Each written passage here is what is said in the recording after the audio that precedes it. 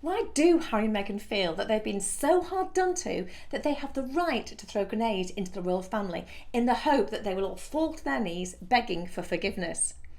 Meghan is cutting a knife deep into the heart of the British monarchy without any concept that maybe when the movie comes out that she could have played a leading role in her very own demise.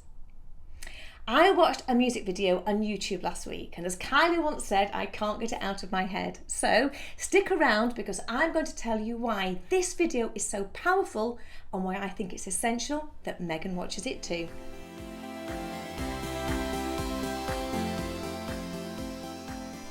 I'm Sue Blackhurst, and if you want to learn how to analyse the observable behaviour of other people, I'll tell you how to do that at the very end of this video. And if you haven't already subscribed, then do that now, and whilst you're at it, why not follow me on Instagram to gain more daily insights.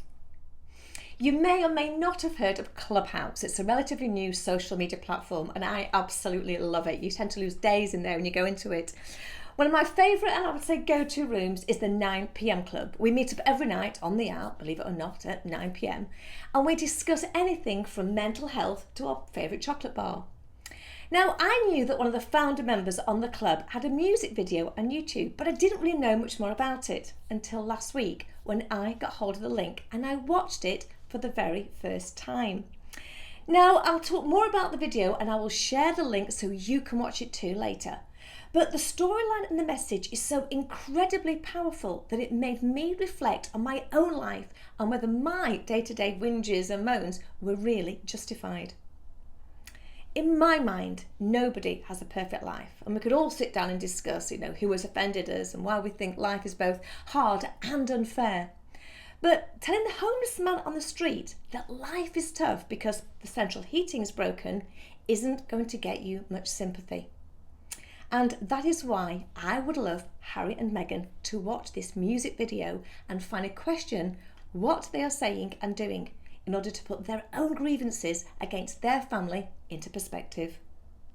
First of all, there are some unwritten rules that I just want to discuss because it's something that I'm sure is applicable to all families all over the world. My husband and I, it sounds a bit like the Queen, doesn't it? And my husband and I, we've lost both our parents and we were really blessed with in-laws that loved us both and they were always there for us, no matter what we said or what we did. But like all families, there were times where one of them would drive us mad just as much as there were many, many times when we would have driven them just as mad.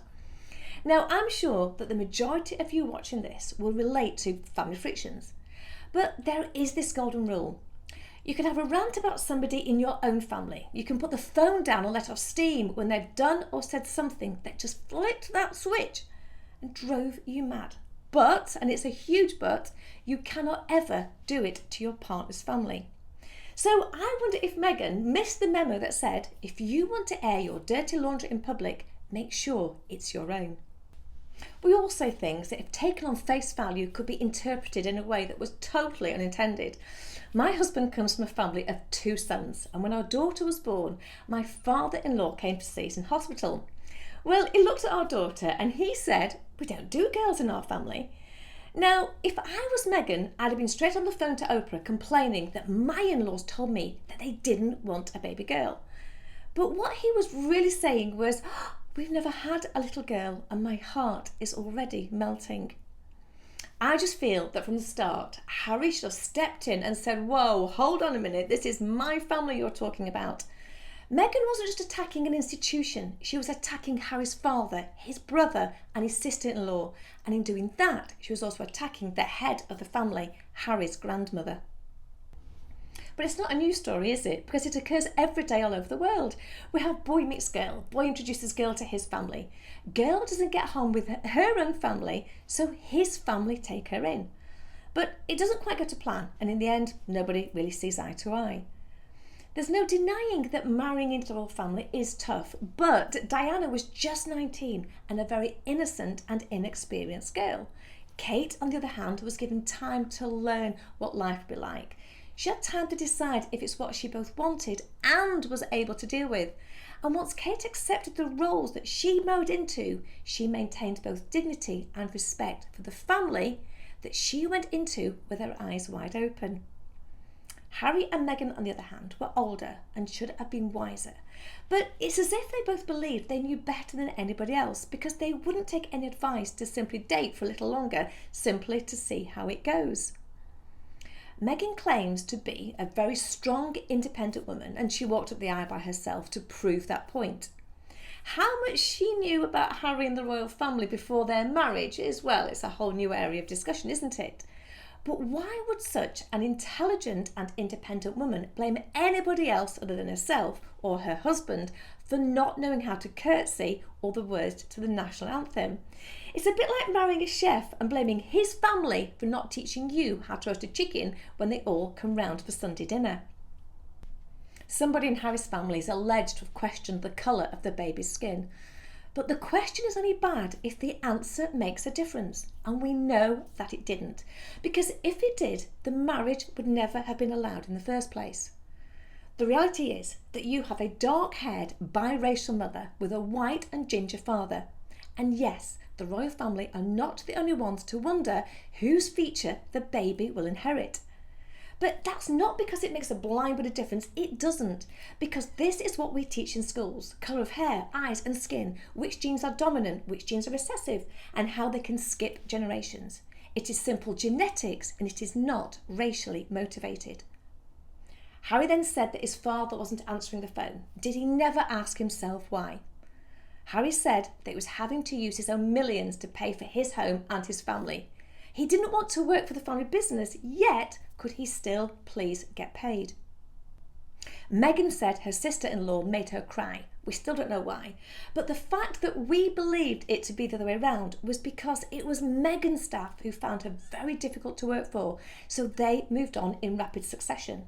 They all were made to sign a non-disclosure, and in hindsight, it is just such a shame that Meghan didn't.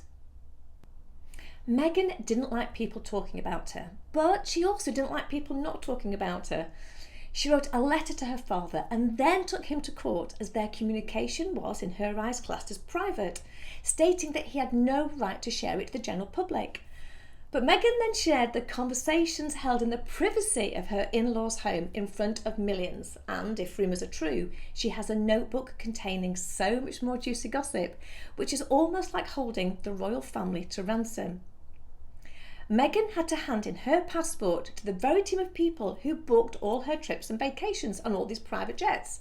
So I wonder if she also needed to give her bank details when they were booking these seats, or if she was able to pay for her privileged lifestyle and wardrobe on a credit card. Meghan states that she has documents to back up everything that she said in her press interview, which is a really good thing to know, as we all await proof that they were married in secret 3 days before the official wedding in Windsor. But if only the royal family had known that the big day was just for everybody else, I am sure that they could have saved some of the £39 million by uninviting all the people that didn't actually know the allegedly already married couple. Meghan may want to be the next Diana, but they couldn't be further apart, and for me, this is the main reason why. Diana used to take William and Harry to shelters around London to meet and talk to the homeless and hear about life in the real world. Meghan, on the other hand, took Harry to California to experience the Hollywood life as a millionaire celebrity, where one worked tirelessly to understand and give to a world that they would never be part of and to keep their feet firmly on the ground. The other is working overtime to take from a world that she craved and failed to be part of by keeping their heads firmly in the clouds. And this brings me to the video that I watched and why I also believe that Meghan needs to watch it too. The battles that Harry and Meghan are fighting at the moment don't come close to the battles fought by so many people every day who have to deal with real and incomprehensible abuse by family members. We all carelessly say and do things without thought, and more importantly, without any intention to cause pain. But when Harry and Meghan decided to share private information on the biggest platform ever, it was done with the sole intention to cause harm.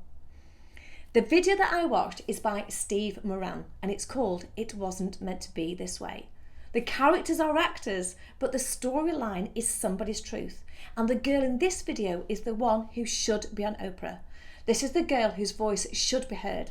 She should be both applauded and rewarded for what she has had to endure. The link is here, and also in the description box below. So please do go and watch it and then ask Meghan how tough her life really is and in what way can she call herself a victim. There are no rights or wrongs when it comes to personalities and behaviour. Sometimes we complement and sometimes we clash. But understanding how and why that happens is the key to building more harmonious relationships. So if you want to learn why you think and react the way that you do and how to adapt your communication to understand and win over the most difficult people, just email me the words "tell me who I am" to this email address, and it's also in the description box below. Thank you so much again. Don't forget to subscribe and follow me on Instagram, and please like, comment and share this video if you can. Do take care, and I'll see you all next time.